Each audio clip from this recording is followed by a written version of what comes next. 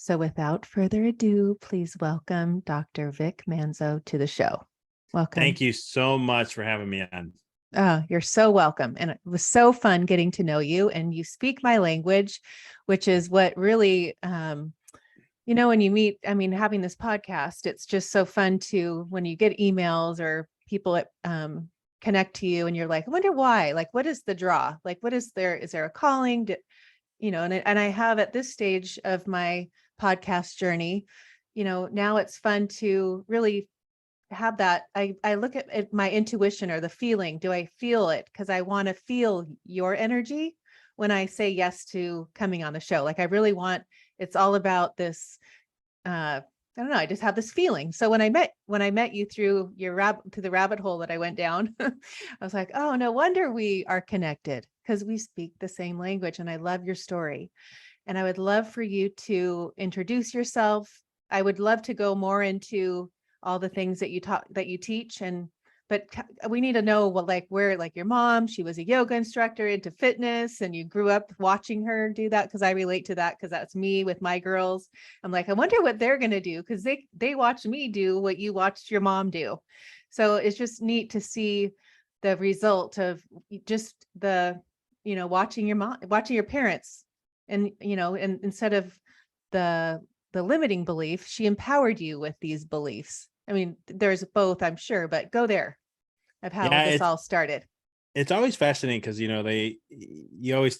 parents will always try to, being a pediatric chiropractor, I've worked with so many moms and so many families, and it's always like that we'll have these conversations and it's like, you'll hear them telling them something like, I just don't want them to do that. I want them to be this way. And I'll always look and go, model it. I'm just telling you, just model it because that's what they're going to pick up on. They don't pick up on words. Their brains don't, the impressible mind from 0 to 7 years old.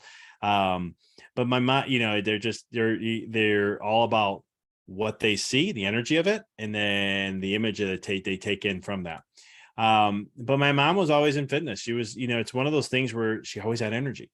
Like my mom was known as this person in her 40s who is she could outwork the 20-year-olds. And when she was in her 50s, she still did. And I was always like, that seems cool. And I was known as like this husky kid. They had husky pants at that time. I was like, who calls these things husky?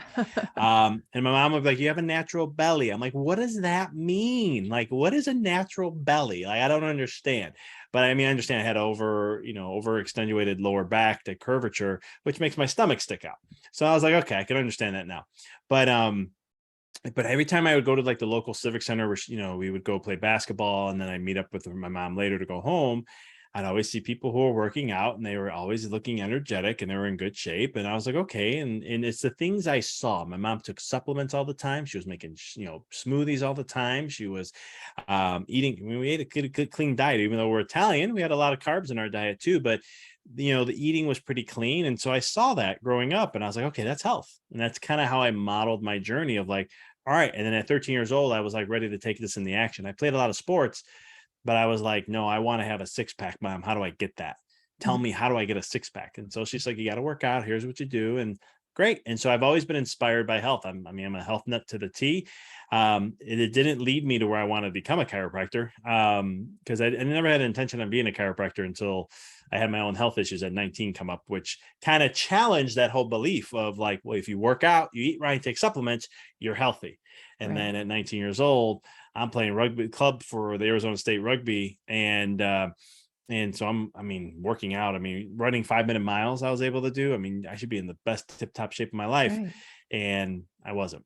And every month my health was getting worse and worse and worse. And it just didn't make sense. It was too many things going on. It was not one thing. It was multitude of different systems. And, long story short, my mom's been under chiropractic care for 37 years now, or 38 years now. But at that time, it was 18 years straight. And she's like, hey, go see Dr. Frank. And all of a sudden I go see him and my whole life changed and I was blown away. And what was the best part of it all? Since I was so focused on getting that, having a 6-pack and so forth and being in the great shape, and I didn't understand why I wasn't, everything in my life stayed the same. But 4 months after being under chiropractic care, I had an 8-pack and I was like, how the heck did I get an 8-pack? But again, understanding it wasn't, some people say, well, chiropractic helps you lose weight. Yes and no, it's not designed to do that, but it will, it helped my whole entire nervous system and help me get my health back to where my body functioned better. So then the workouts, I can go deeper in them. The healing happened better. Nutrition, I can absorb it more. And so it allowed for that opportunity to have that experience. Right. Gosh, when you go to, you know, when you realize this chiropractic got, Dr. Frank, had this answer, and you shift your mind and you see the difference, and now you're finishing at ASU, get a degree. Do you go straight from there, realize I need to become a chiropractor? What I did is I actually left ASU. I went back for the semester. And I was like, I'm not going in computers anymore. I'm going to go into business. And because I was like, I can go, a lot of people go into certain sciences. And I was like, I'm going to go learn that anyhow. I have to learn the sciences. I'm not going to get away from it. So why don't I just go learn business? Because I always had a vision of like, maybe I'll have my own chiropractic office. Dr. Frank had his. Why can't I have mine? And so then I was like, I'm going to go there. And then I went back home, finished up school in Chicago. And then I ended up going to Dallas to get my chiropractic school there. Huh. And so you get your chiropractor, you finish that school, you open up your own office, pediatric. Why children? You just love that aspect? I didn't do it originally. So right off the bat, I didn't. It took me about 5 years before I finally. So what happened was, real quick backstory on all this. I started my business and I was like studying from all the biggest, business people, the best advice I was getting from business owners or just business in the arena of business, self-help, personal development. And I was following the most successful chiropractors I could. And I was like, what's success? Because I really wanted to be a successful chiropractor. I wanted to have an impact in my community. And I come from a family that doesn't have a blue collar family with not a lot of money. So that was always imprinted in the back of my head. And I saw I remember the struggles. I remember all that stuff. So I was like, I don't want that for my life. And so what happened was, though, 5 years, I hit my financial peak. And then I was unfulfilled, which I thought I would be. I was burned out every 4 to 6 months, which didn't make sense to me. And I wasn't satisfied. And I thought I was. It was really it really wasn't funny. You're thinking I had a huge impact in the community. Everything's going well, but I wasn't happy. I even looked at my wife, who worked in the office with me. She ran the managing side of everything. And I told her, I was like, if this is how it's going to be continuing, like this is what I have to do for the rest of my life and feel this, I don't want to do it. It's not worth it for me. And so I did some soul seeking and I started looking at my practice and I said, you know what? The practice isn't what I always wanted it to be. I had a coach before who was like, you meet people where they are with health. If they don't want to do the full thing, well, you have them do this. That never resonated well with me, because if you go to a master at anything, and I'm thinking like martial arts in my head, but anyone, you would go to a master and you want to learn from them, you do it what they tell you to do, and you'll eventually get there. You don't get to choose what you think how it should be, Right. Because how you're thinking it should be, it's not going to get you there. And so eventually I was like, you know what, I had a new coach, and all of a sudden I'm like, you know what, I want to, I literally let go of patients who just didn't fit the model we were moving towards. And I said it in a very nice, loving way, and they understood. And so I took about a 40% hit financially. And then that moment is when I said, I want to work with kids. And the reason why I want to work with kids is I kept hearing the stats of, 53% of kids have chronic illnesses, ADHD's, going through the roof, autism, 1 out of 2 in 2032, and all these other things that were going on, and how the best advice now is they're just going to grow out of it. They don't. So I was like, I can't change everything, but I can change my community. And I said, at least I want to do that, because that's more important to me. And plus the thing I had as a time was, if I work with kids, I can be a big kid like I am, and they're not going to judge me. And It all worked out. And all of a sudden, we took the 40% hit. About a year and a half later, we all of a sudden were back where we were financially. I even ended up working less, and I was having a blast. I never had burnout since 2017. And it's been one of those, 16 actually. And it was one of those things where the joy of just working with kids, but helping moms, it was just more meaningful, because you see like parents, I just became a dad 3 months ago, and I know. Congratulations. I saw that. thank you so much. And so it's one of those things where I'm so happy for the background and the knowledge I have. And my wife, she learns on her own. Like I'm not her teacher. She's more like, I'm going to learn. If I have a question, I'll ask you. But most times she likes to do her own learning, which I love that, because she'll see things in her own lens. Right. And she's empowered her own self in her own way. And some of the things we had, or what showed up, and it's one of those things we knew how to handle it. But I look and I'm just like, the moms and people who don't. and then they get stuck into the fear, and then this disempowerment that comes. And I was like, remember when I was helping moms and parents, you just see them, they're not sleeping well. They have the dark circles under their eyes because the baby's colicky and they don't know what to do. And they're trying everything. And the mom feels like a bad mom and this and that. And to be able to give them power to say, hold on, we're going to correct this. We're going to let the body do what it's at. Kids are naturally designed to be happy, healthy, and vibrant. We're going to get back to that. We go through the process. After a couple of weeks, you just see the dark circles starting to go away. You start to see like smiles back in the mom's face and the husband's face, if it's traditional relationship, and all these other things. And I'm like, that's why I do what I do. Right. Because you're just making a huge impact. Not even alone what you're doing for the child, neurodeveloping, and what that's going to set them for the, in the future. Because kids who get adjusted, like my wife would always say it, like she'll see kids, sometimes they're all like, they come in, they're not that happy, they're this and that. Month or two in, smiling, enjoying life, very attentive, they're independent. And I'm like, that's how they are. They're curious. They should be curious beings, loving life, but they don't need to be like occupied all the time. They want to be held, depending on what age they are. But there's these other things, and it was just so rewarding. But literally the most exciting thing was being a big kid. And the more of a kid I showed to be with them, the more they loved it even more. And I was like, that was just like the icing on the cake. Oh, I love that. And you're going to just to think of what a father you're going to be. I started having my children at 37 and 40, and now they're 13 and 16.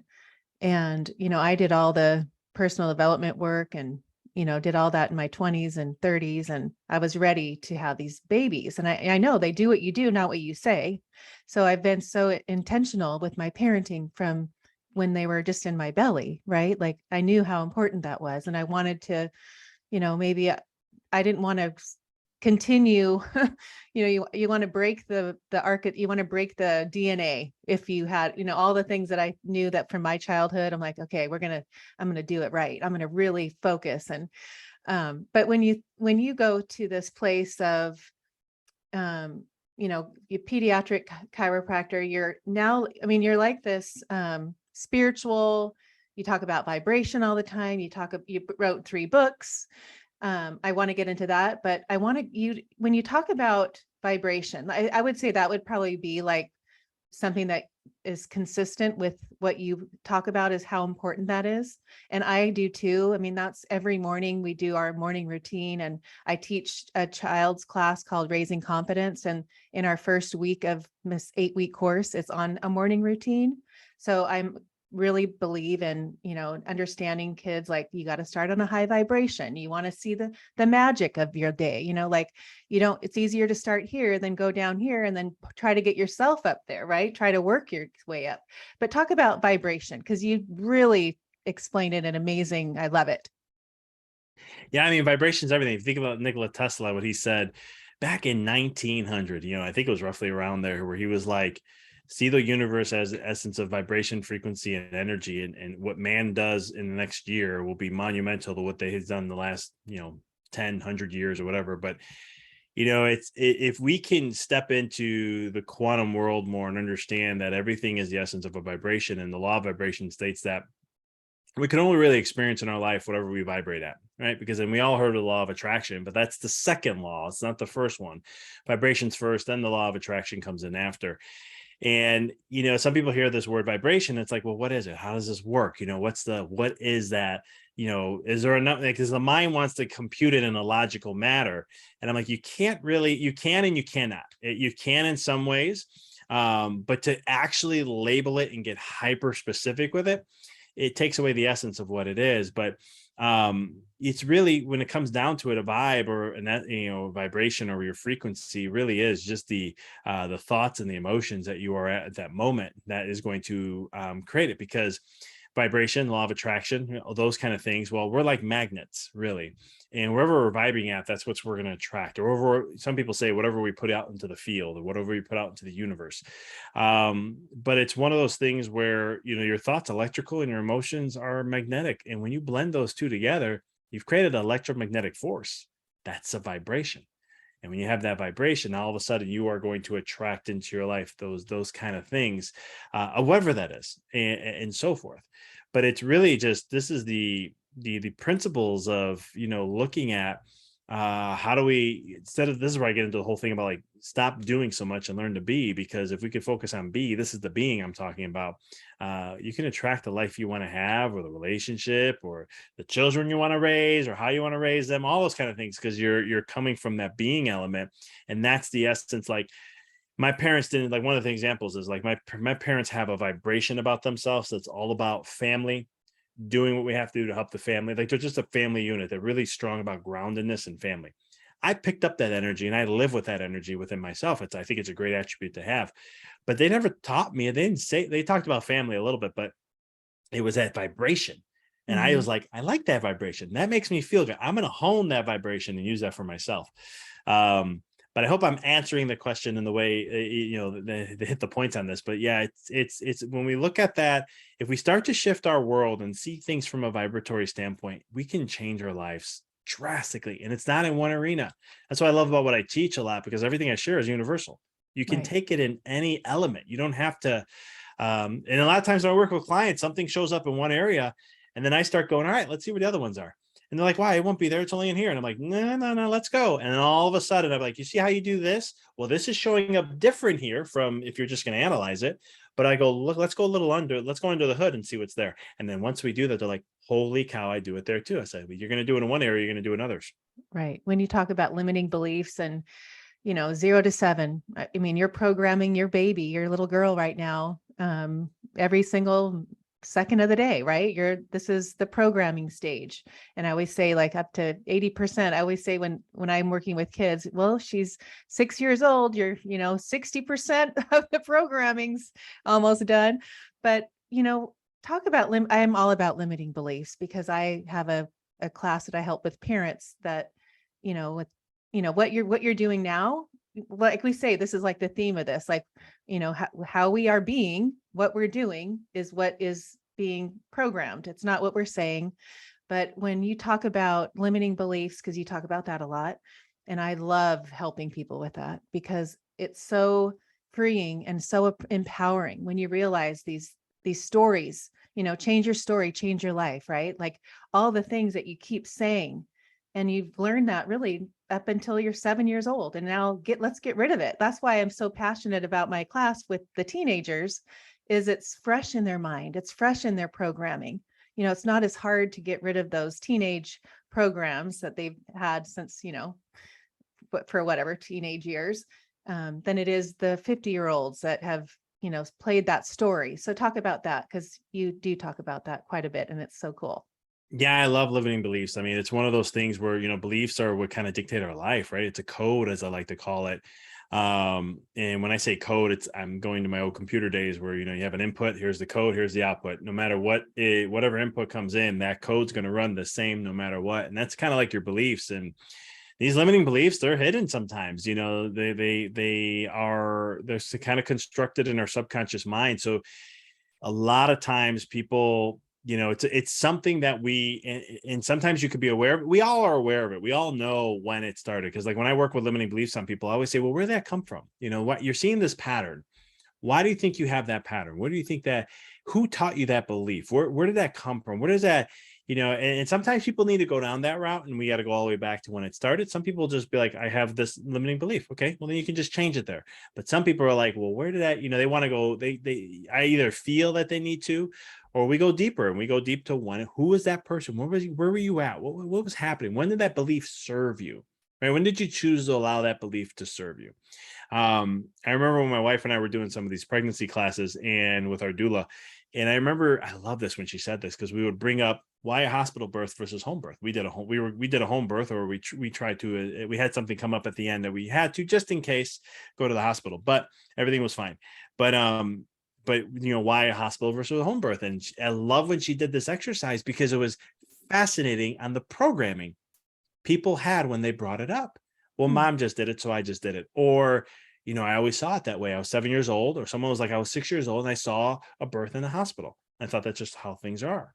It's just simple conditioning like that. Right. Or someone had an experience where they were a kid or whatever may have been, and they saw one of their siblings and they was at the hospital, and they remember that.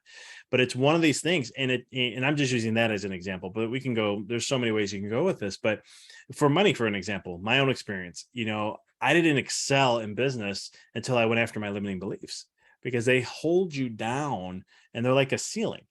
And the way there's two ways I always share when it comes to limiting beliefs. We have to, and this is subconscious mind program too, a little bit. We have to remember I'm going to go to the subconscious. Well, let's just stick with the limiting beliefs. So limiting beliefs, the thing is, we have to understand there's going to be a pattern in our life that shows up. And that pattern usually has a limiting belief behind it. There's something that is, for me, it was like, I felt like I had to struggle to get money. I felt like I always had to work hard to get money. And it was just always something. And then one day I was like, well, why is that conditioning there? Where's that? There's gotta be a limiting belief. And lo and behold, there was. And it was actually at 6 years old, 5 years old, actually, where my dad, I remember, no, 6 years old. I was going on a job with him, and it was a long day. He did carpet on the side plus his full-time job. Oh, wow. And I think we were at this apartment building. We're doing 3.5, 4 bedrooms. I'm just picking up pieces and cleaning and try to bring tools in for him. And we were there for almost the whole day. I just did not have fun with this. And I was just kind of complaining, as a 6-year-old would. And he was just like, this is what we have to do. We have to work hard to make money. And so that moment I snapped in my head, working hard means to make money. That's what I have to do. And so, how'd you go back there and realize that before you go on? How did you? I just asked questions like, where did this come from? When did this serve? And you just got to get in a quiet place. It's going to come. You may get an image. And sometimes what happens with some people, and I've had this happen with me, where I may not get the exact moment where it started, but I find images of what someone said or what somebody was saying or an experience I was going through. And it'll be like, oh, I had that at 13 years old. And I'm like, 13's too old. We got to go a little, it's got to be something deeper. And then all of a sudden time will go on as I continue to work on this. And I'm like 9 years old. Well, there was 7. And then there's just this feeling. And what I teach a lot of my clients is you got to get this feeling inside you. And that's how you know you hit the truth, or you hit the nail on the butt or nail on the head. And it's one of those things where you're like, yeah, this is it. This is when it started. Some people need to go down that path. Some don't. But at the end of the day, changing and limiting belief is just as simple as, what I tell people is, when you have the belief and you realize what it is, thank it, be grateful for it, because you needed that belief for survival. That's what you thought at the time. And it helped you do it. It's all part of the design. So you needed that for survival. Right. But now you can let that go, and you can choose something for more thriving, more for empowering, and you get to choose whatever it is. The only trick is, the brain is still stuck in old programming. Well, the body was what keeps us in the old. Our body is really where our old programming all exists. Our past is our body, and it can trigger. We know the brain can trigger things, but so can a feeling, right? You ever get that feeling you wake up and you're just not feeling right, and you're just feeling not yourself? That's your past. That's not an actual, it's your past, what you're experiencing from the past showing up. So, but you can program and choose an empowering belief, and then understand that sometimes the mind may not be ready to let that go. It's not conditioned. So then you just have to have systems in place to help you when you do have those little fallbacks that will happen. Not everybody has that. Some people can make a belief change and it's like, bam, their whole life changes. And that's fine. They were just ready to let that go. Some people, it's been so hardwired, maybe generational, not just mom, maybe it's grandma, grandpa, maybe it's great grandma, grandpa, that it's going to take a little bit more work. And it's perfectly fine, but you just have systems in place now to support you to change that neurology to say, this is my new path. This is my new belief. This is how I'm going to do things. And once it's hardwired in, it gets embedded into subconscious, and now it's automatic. Right. So when you talk systems, right, what are you talking about? Anchoring? What are the systems that you are talking about? I know there's a lot, but give me a couple. Yeah, anchoring is one of them. You can do this, hypnosis world, and you can use an anchoring for that. Sometimes you can have, I've had some people do where they wear one bracelet. Anytime it comes up, to switch the bracelet. Some people need an actual input of pain, so you can snap the wrist. Some people don't like this. And I'm like, it's just a redirect on the brain, because all of a sudden your brain's going one way, snap, oh, nope, don't like that. That's pain. And so you're kind of tricking your brain to pain pleasure mode, how it works. But those are just 2 little simple things that you can do, or 3 simple things. But anchoring, I love doing. Like if you have a ring or bracelet or a necklace, you can touch it, program it. Every time I touch this gives me back. Let me feel that feeling really quick. Let me connect, and just state it. So there's many ways we can utilize those kind of systems or supports to do that. I mean, there's writing out, there's I know some people talk about how you can, I don't do this too often, but you can just constantly, write out your belief every single day and every night. But that's a little bit, I mean, it does work, but I'm like, you don't have to do that. You can just tap into the energy and just pay attention to the energy feel as you reprogram. And once you feel it, then you're good to go. Right. Well, on your website, you say, I can, within 6 months, I can triple your income. I can teach you how to triple your income. I mean, that's like, what? Let's go, Dr. Vic. And it all comes down to it. And that's one of those things where, I mean, I've had one client, my most successful client, grew 138% profit in 1 month.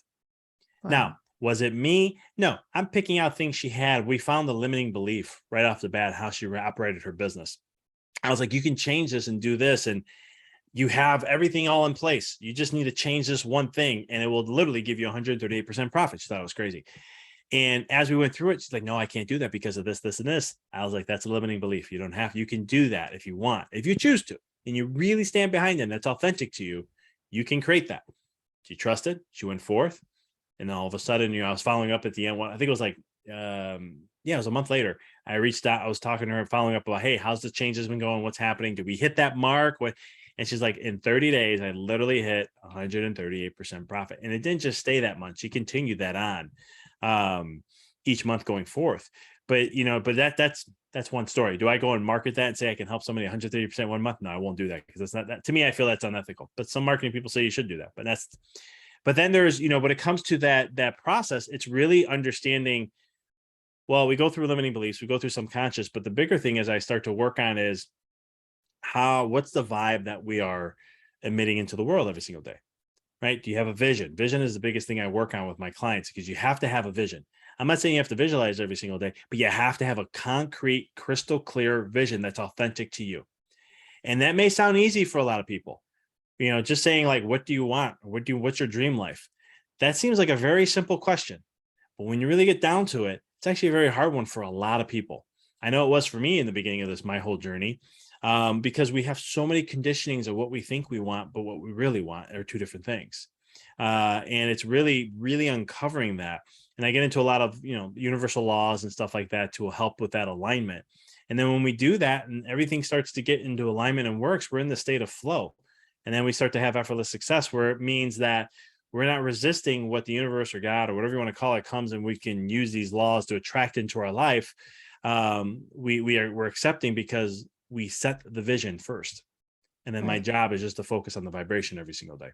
What was your vision that you had now what is your vision? What is your vision? So I work on many different ways, but my main vision of my life, the purpose why I'm here, and I do this with all my clients, is to raise the conscious levels of individuals to remember the greatness of who they are. That's my vision. Every single thing I do has to align to that vision. And if it doesn't, I won't do it. And then when you talk about the spiritual truths, right? That's an important part of what you just mentioned. That talk about that. It is. Spirituality is very big in my world, and I use it a lot. And sometimes I have to, I'm trying to be mindful of my audience as much as I can, because when you hear spirituality, like, oh, that's that woo-woo crazy stuff. And I'm like, no, it's not woo-woo. There's science that backs it up. You can, here's an example. When I was doing energy healing, I used to talk about the aura. And I could see auras, or I could see a little bit of it. I can't read auras or see colors, but I could just see the size of someone's aura. And if someone's like, oh, that's that woo-woo crazy stuff. I said, well, you can call it that, but I mean, I'll give you the scientific term then. I'm like, what's that? I'm like, it's called a biophotonic field. Science has verified that we actually have an aura. And this has been going on for 5,000 years. They said this, and all of a sudden now science has shown it.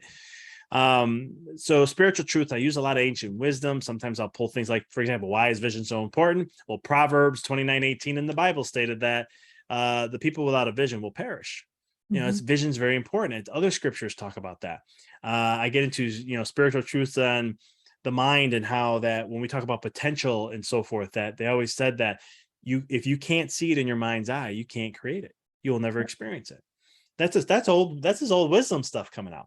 And I'll utilize it. It's very true, because in quantum physics, it showed that what you're looking for is what you'll see, but what you can't look for, or you don't know what to look for, you'll never get that, because the world, it's not going to be able to shift and change in that way.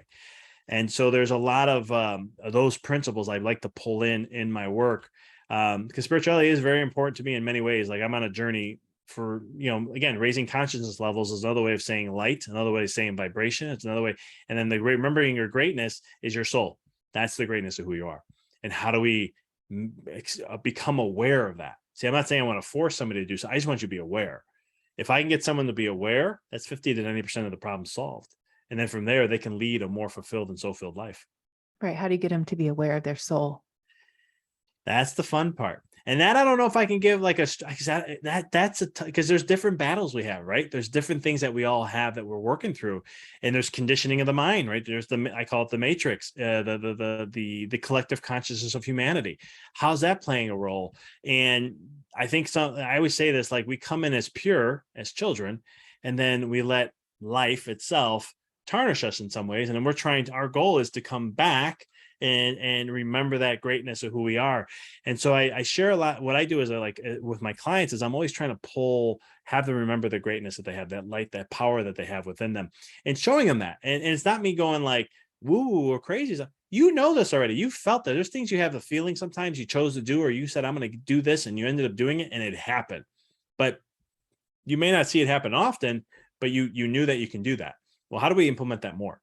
How can we show that? Because as a soul aspect, we're here for an experience, right? And everything happens for a purpose. Life isn't as scary as we make it seem. We can believe it. Don't get me wrong. You can let your mind run wild, and you can have all the proof in the world to see it that way, but you can also see it the other way. Because how you see something is what you're going to see, or what you're going to experience. And right. So it's understanding that you have the choice and the power to really choose. And that's really what we as souls do. And if you can realize that you are pure potential source energy, and you can experience anything that you want, and you have all the power, all the wisdom, everything's within you. I mean, this is all ancient truth, and where science is starting to, show this in some ways. Then all of a sudden you can really tap in and say, well, what can I not do? Because that's the question we should be asking, because it's not about what we can do. We can do anything we choose. Right. Okay, then what can we not do? And that's all of a sudden freeing. There's confidence behind that. There's a lighter energy to it. At least I get very excited about it when I get to that point. So it's really working on that. But like I said, it's different for each individual. Sometimes it could be, they have a belief system that just holds them down and they don't think they can. Sometimes it's, it can be just sharing ancient wisdom, and I love that. That resonates with me. I really believe that. Again, it varies on the individual sometimes. What do you do for your spiritual growth? Like, what are you reading books? Do you have a spiritual teacher? Do you have mentors along the way? Do you change them up all the time? I have a lot of things. I am a purist at heart. So I always believe I can, for example, I meditate every single day. It's 10 minutes, 20 minutes, and I get into a space and I connect. And sometimes, I'm asking for guidance. Sometimes I'm just trying to get into a peaceful state. Sometimes most of the time I just want to get neutral. I want to get to that neutral point and just be like, okay, here we go. I do read, but it's whatever comes to me. And I know this may sound weird, but it's one of the things where if I feel called to something, or something comes in my field and I'm like, that seems like something I need to tap into, I'm getting a pull towards it, then I'll tap in and read that. I get shaman work or energy work done every month. It's something to keep my energy clear, things I need to work on, just to make sure that just to make sure my energy is clear. I want to make sure that things are coming up. There's always something to work on. So I'm always doing that. With a shaman, with a shaman. Yep.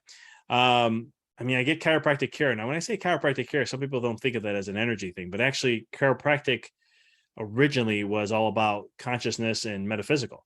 But over time, the science came in, we got to prove to the world how great we are now, and so forth. And it's lost its art in some way, shape, or form. But that's kind of the essence of what I do. I'm trying to think of anything else at the moment, but those are the main ones. Breath work is another one that I utilize a lot. I do fasting. You do the cryotherapy. Yes. I love my cryotherapy. Cold plunges are amazing. I'm going to be after we get off this recording, I'll be plunging in 40-degree water. I do that every day. Even for how long? It depends on what I'm going to do after. So I'm going to work out right after. So that's probably going to be about a 4 to 5 minute one. Sometimes if I'm not going to have like anything that's going to warm up my body afterwards, I'll just do 3 minutes. I don't even have to go that cold or that long. Research shows only 2 minutes is all you need. And I don't even 66 degrees for everyone listening. It's 66 degrees water or less is all you need. So you don't have to be like me going that far, but I do it for more mental stuff and just to really, it's a bliss experience. I know it sounds weird when you're sitting in 40-degree water. How can that be bliss? But it really does, because it makes me I have to be present. If I Right. don't stay present in that moment, I feel the cold. So I stay present and then I'm perfectly fine. And then all of a sudden the timer goes off. I'm like, really? That's it? The time went 5 minutes? Holy cow. And then I hop out and then I start warming up with my warm up before I work out. So what is that? So what is it doing to you, that cryotherapy, the cold So plunge? mentally for me, it keeps me centered, calm. It makes me more resilient to stress. It makes it harder for me to go down that negative path or get caught up in my head with things. Health wise, it does a plethora. I mean, it helps with the immune systems, helps with lymphatic drainage. It boosts up my cardiovascular system because it stresses it. And then the magic's not in the water, it's afterwards, is how fast can my body self-regulate itself back. It makes it more resilient to just stresses in general, helps with healing and repair, decreasing inflammation, brain performance, all these different things.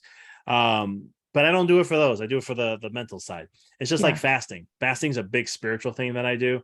And everyone's fasting starting to get popular. And I'm like sitting there going, people are like, oh, you do fasting because of this, or your immune system resets in 3 days. Do you do that and this and that? I'm like, no, I fast because it's spiritual. If I feel off, I will fast. And I'll fast sometimes. So how long do you fast? It doesn't matter to me how long I fast. I'm going to fast for 24 hours, sometimes 72. Maybe I'll go to 96. Maybe I'll even go to, 5-day fast. I don't know. It's going to be wherever I feel. And when my Huh. body starts to feel like, I'll be like, oh, you're good. You've hit that point. I got to that depth I needed to go to. I'm done. Then I'll go ahead and break my fast and go back. I don't recommend the people to do it that way because I've been fasting for, pretty much all my life, but like ritually practicing probably the last 8 years. So I can just fast on a dime. My metabolism will adapt very quickly Huh. to the change.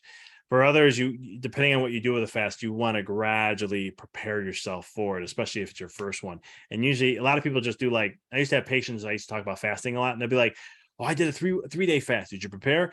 Not really. I ate like 3 days before. I kind of had 2 meals, then 1 meal, and then I fasted. How'd you feel? Well, I felt great. I was a little sluggish, but I was really good, man. I loved it.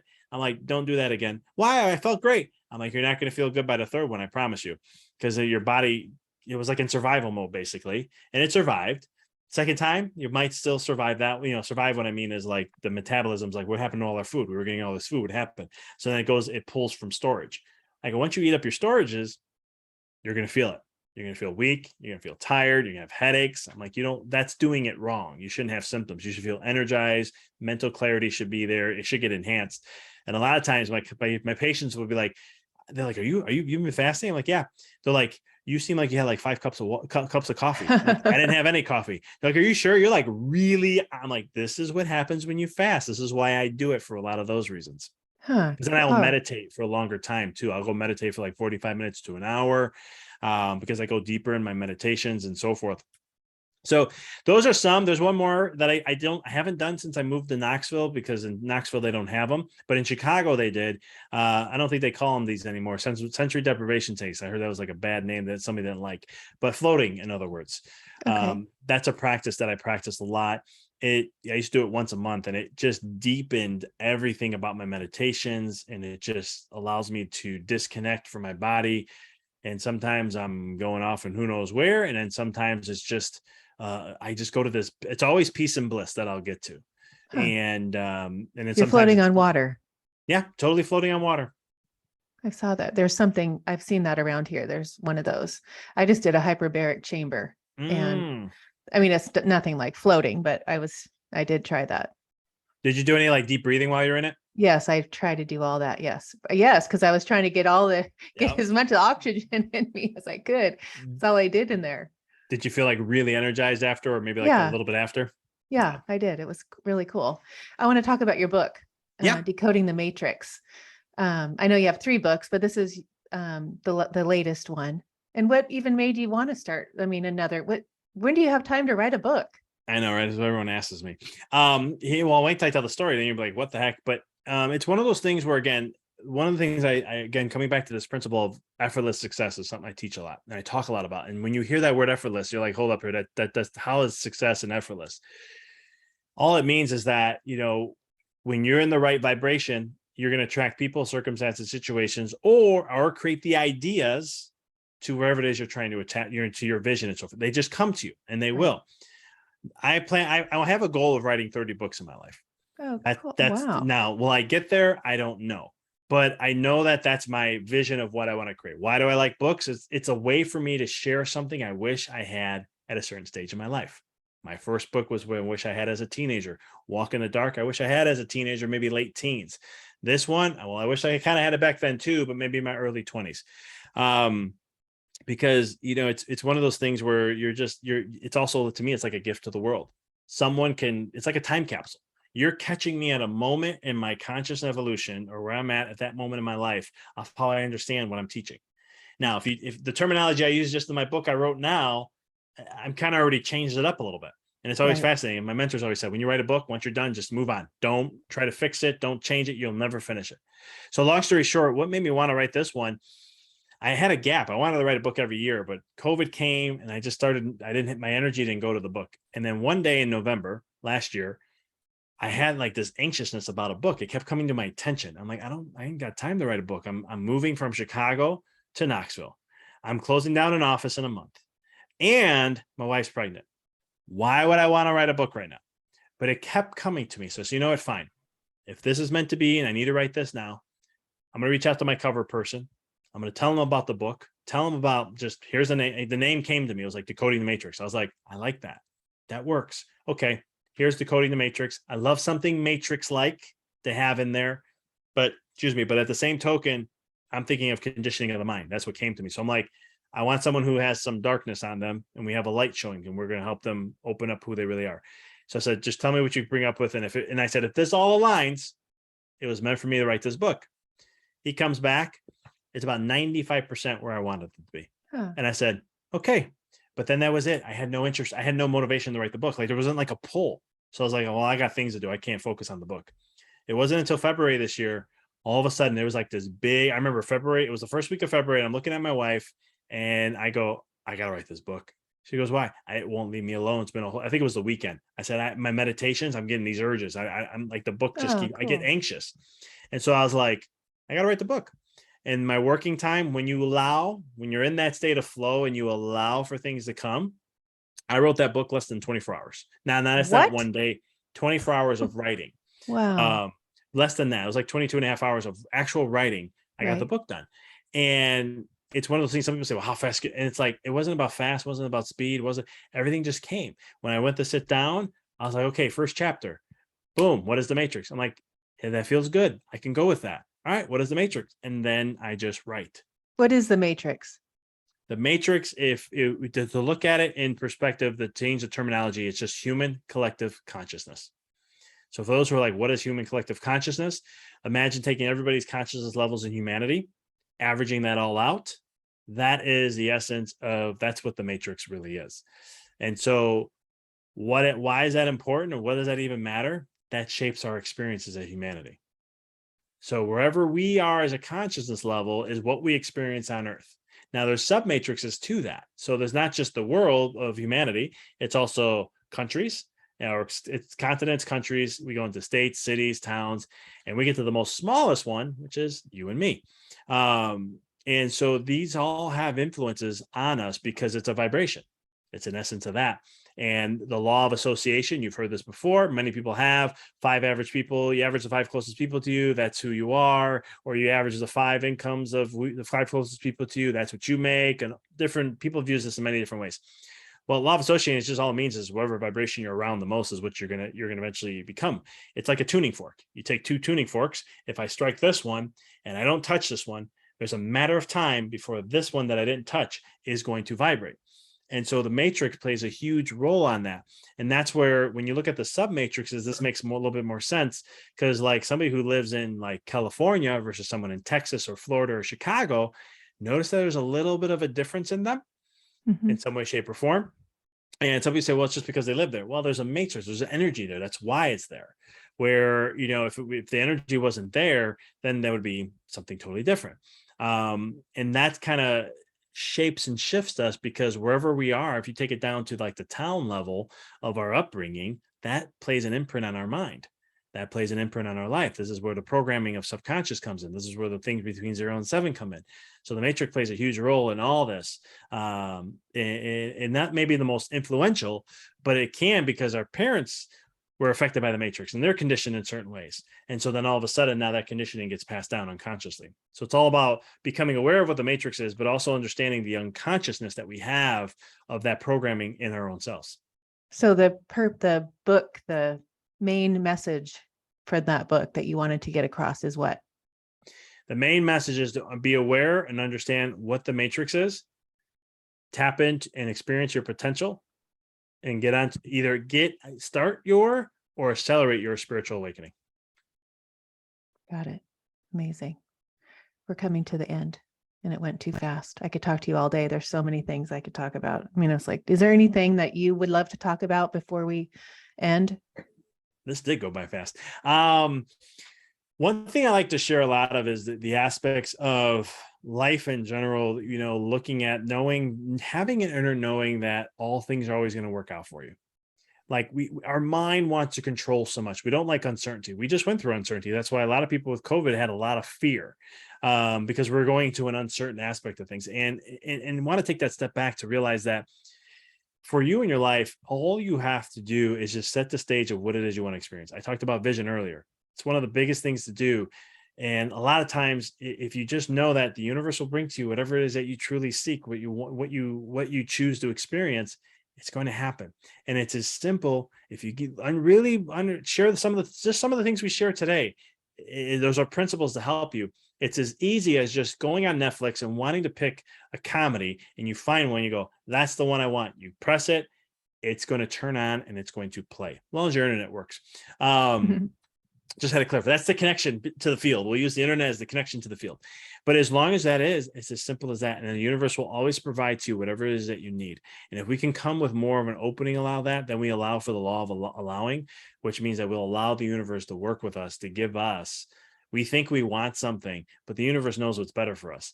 And if we allow that, you can actually have a more wild and more crazy, not crazy in a bad way, but more just exciting and more fulfilled life. Yeah, for sure. You talk too. I always explain to people, it's not about how you're going to get there. If you have a strong enough why and you just focus on that, you have this vision and you just let the surrender to however you're going to get there, or maybe you have to go a few other places before you get to that place, and surrender and know it's for your highest good, and live in that place, which is a high vibration, because you're allowing and you're, knowing that it's all working for you, not to you. That's one of my biggest sayings, because it's everything in our life is for us. We're here, everything's perfect. I always, those are my words. It's all perfect. I in parenting, I can't wait to watch you parent your daughter, and how what would be your biggest, because I have two girls and, my husband. But, as a dad, as a father of a daughter, what would be one of the biggest things for you as a dad to really give to her? There's a few, but like I remember when she was first born, my wife and I were talking, and I said, I gotta level up my game with you. And she's like, what do you mean? I said, if there's anything, I want my daughter to know that in how a man, if that's her, if a man should treat her. And the only way I'm going to be able to teach her that is by how I treat you. Yeah. And I said, I'm going to do everything in my power for that. There's other things, confidence and self-esteem. There's all those things I want to do. But I was like, that is one of the biggest, because if I can show her this is the standard, and it's programmed in her subconscious mind, will she have confidence from that? Will she have self-esteem? Those are all going to come with it. Yeah. And so I'm like, I tell my wife all the time, I'm like, we're not going to argue in front of her. I'm going to treat you with love. I want to see her. I love cooking. So my daughter's going to see me. She sees me cook a lot. And I'm like, I just can't wait, that, you don't have to be the one cooking. You can love cooking, but it can be whatever it is. And it doesn't have to be these standards. But Right. I want to say that's like that is a big one for me, because I have to level up myself and level up who I am in my own relationship so that she can absorb that and take that in. So that's a big one. But the other one is just, choosing to not being conditioned in any way, shape, or form. Like, you have a blank slate as much as you can. Like, don't ever think this is how something should be. Don't ever listen to me if I ever say that. Live her truth and just support her along the way. I mean, that's my biggest thing for my daughter, for any of my kids. I only have one now, but is to just, allow them to live and let them live. Right. I grew up with a lot of pressure. I grew up with a lot of, this is how it should be. This is what it should be like, and blah, blah, blah, blah. And I don't want them to have that. I want them to be able to choose. And then they know that, hey, if you fall and get hurt, maybe physically or emotionally or whatever, you can always come back to us, and we're your support system. We will guide you through this as much as we can, and still what we know, that may be a truth, but at the same token, know that's not absolute. And just, take it from that perspective. Yeah, I love that. As a daughter, to my dad, it's like I look at my husband raising our two girls, and I'm always saying, you're who they're going to marry. So do it good, because we want, but especially now as a teenager, I mean, every year counts. I don't mean it to be more important, but, it's like the boys are coming around, their hormones and interest in boys are interested in them. And so it is a topic right now. And so when we are talking, and it's so true, it's them seeing us as, think of how grateful we talk, a lot of friends got divorced, like a lot of their friends' parents. And I mean, I would say 50-50. I mean, it's not a rare thing now by this stage of our, age of our kids. So we talk a lot about, I always talk about how, do you see what dad does? Do you see, it's always in our conversation, because I want them to realize that what you see, these are the standards. You are worthy. You love yourself so much. No one can ever take that away. It's like, but being a mom of a teenagers, girls, I'm just telling you right now, it's more of a job now than it was when they were 0 to 7. My dad always says this, and it's so true in so many ways. He's like, when they're little problems. When they're bigger problems. Yes. And I always look at him like, you did not. He goes, don't even. I'm like, all right, you know what? There is a lot of truth to what you're saying. I totally get that. All right, Dr. Vic Manzo, what were you going to say? No, I was going to say, this was a pleasure. I enjoyed this convo. Oh, it was so fun. I loved it. And your website, empoweryourreality.com. Yep. Love the name. Your Instagram, all your reels are so fun and quick, and you can get so much just from watching your Instagram. I did. And your books, all on Amazon, I'm sure. Decoding the Matrix is your latest one. And everybody go get it. It'll all be in the show notes. And your podcast. You have a couple of podcasts. I do. I'm kind of, right now I have the Mindful Experiment. I started one called Health by Dr. Vic. And I do have another one that I haven't done a while, but it's mainly for chiro, specifically the Mindful Chiropractor. Kind of going in and out with that. I'm going to keep it around for a little bit, but not do it as diligent like I do with my other ones. But I want, the thing that I got a lot out of that we didn't touch on is the nootropics and the brain, and, matcha and yerba. I mean, all the caffeine and organic, and how you're really very knowledgeable on all that. We didn't get to touch on that, but go to the podcast for Dr. Vic Manzo and get all that information, because it was so good. I really enjoyed it. I have a whole different appreciation for how coffee beans are, like you like decaf, and how decaf is bad unless you get it from, I really learned. DC, I listened. I love it. No, I love that. It is awesome. I'm glad, because it's one of those things where it's just health. We've overcome, health. Yeah, that's a whole nother story I can go into. But anyhow, we'll leave it as that. I know, we'll leave it at that. If I didn't have to go get Paige, I would be here all day. Anyway, it was a pleasure. Loved it. Thank you so much. I appreciate you having me on. So nice to meet you. Oh, wait, one more thing. This is the one thing I forgot. We both have a vision similar, is to create a school, conscious teaching children. That's my vision too. I forgot. That was one of the main things I wanted to share with you. That is a vision of mine. I see it. You see it online. I see camps and, trying to do something before this, because when I see my girls what they're learning in school. And they're like, Mom, I'll never knew geometry and history and all these things that I don't even care about. I said, I know. Could you imagine like teaching? Because they have platforms like mindful, that's called the Positivity Project. They have a platform that they promote and try to help their friends do vision boards and, affirmations and everything.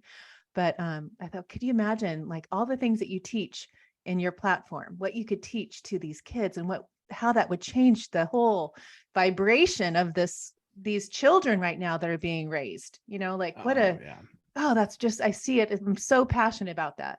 And I know you are too. I love that. No, yeah, I am. I know I told my wife after having our daughter, I was like, because somebody always said, I had people reach out and they're like, I see you writing books for children on what you teach. And I was like, I'm not there yet. I don't know. Like I like the deep science and all this stuff, but I get to the spiritual side. But now that I have my daughter, I look at my wife, I go, I can start to see that. It won't be probably for a few years, but I'm feeling it. And so if I'm feeling it, I know it's going to come eventually. And I'm like, I'm just going to wait until the time, whenever that time is, if it is, and then go from there. You'll be called. You will be called. Exactly. Oh, thank you so much. It was I was going to say my pleasure, but thank you. You're so welcome.